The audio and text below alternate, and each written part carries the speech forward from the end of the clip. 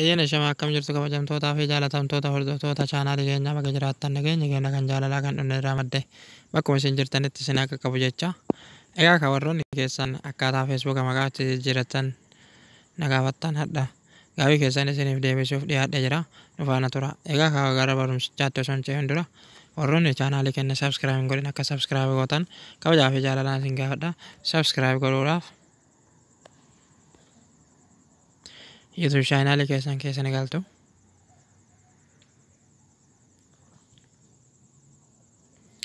Haala kanaan barreessitan jecha Saarukaa Jaalalaa jettanii barreessitanii qubee takka illee osoo hin dogongorin haala kanaan barreessitan. Haala isin mul'atu kanaan yeroo barreessitan sarchi gootan suuraa kanarratti. Oda subscribe isii jettu tana dhoytanii liinkii wayii cinatti isinii baatee liinkii tana tuqxanii akka viidiyoon hangadhiise alaa xuulii isin bira ga'u isin fayyada jecha isii liinkii san tuqna isin bira ga'a. Egaa ka haala saniin subscribe akka gootan kabajaan isin gaafanna. Egaa ka warroonni keessan na gaafattan hadha gaafii keessan isiniif deebisuudhaaf dhiyaadhee jira. Egaa ka Facebook akkamitti jijjiirannaa warreen jettan egaa ka Facebook keessan irra ni galtu. Bakka sana tuqxan kina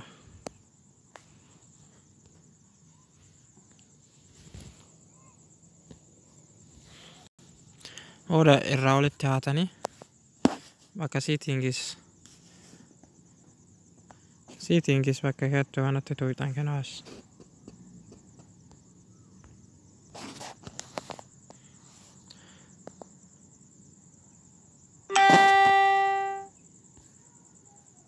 Boodallee bakka setting jettu kanarratti dhoytan.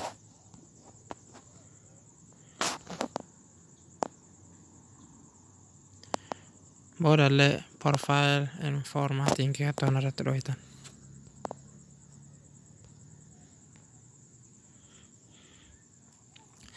Haala kanaan kinoo jijjiirachuu dandeettaa kinoo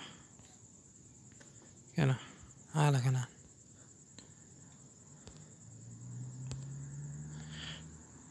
Jijjiiraa bakka jijjiiraa dura osoo hin dhaqin jeneraal jettu kanarratti dhoytan. Bakka tana kinoo isinitti agarsiisa dhiifama waliin isarratti dhoytu.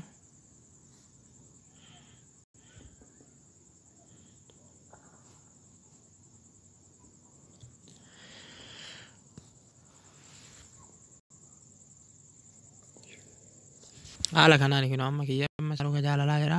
Haala kanaan barreessitanii Saarukaa Jaalalaatti itti guuttanii maqaa barbaaddan irratti booda bakka tana dhoytan.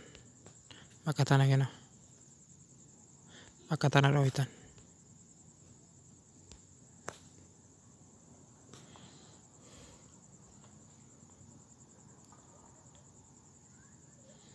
Haala kanaanii asirratti maqaa baree fi guuttan san guuttanii Saarukaa Jaalalaa attanii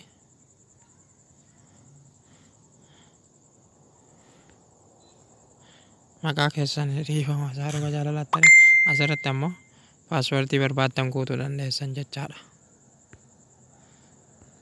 Seef gootan booda anamma waanan jijjiiruun barbaanneef barumsichumaaf isinitti agarsiise.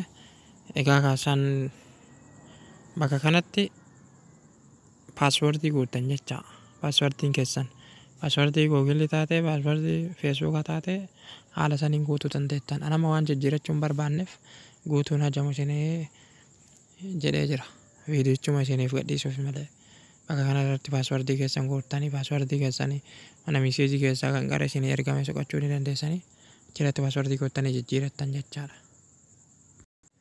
Egaa ka warroonni keessan gaafattan gaafii keessan isinii deebisee jira. Amma torbee barumsa biraa fi yookiin aappii biraatti walitti deebinutti nagaatti nu tura.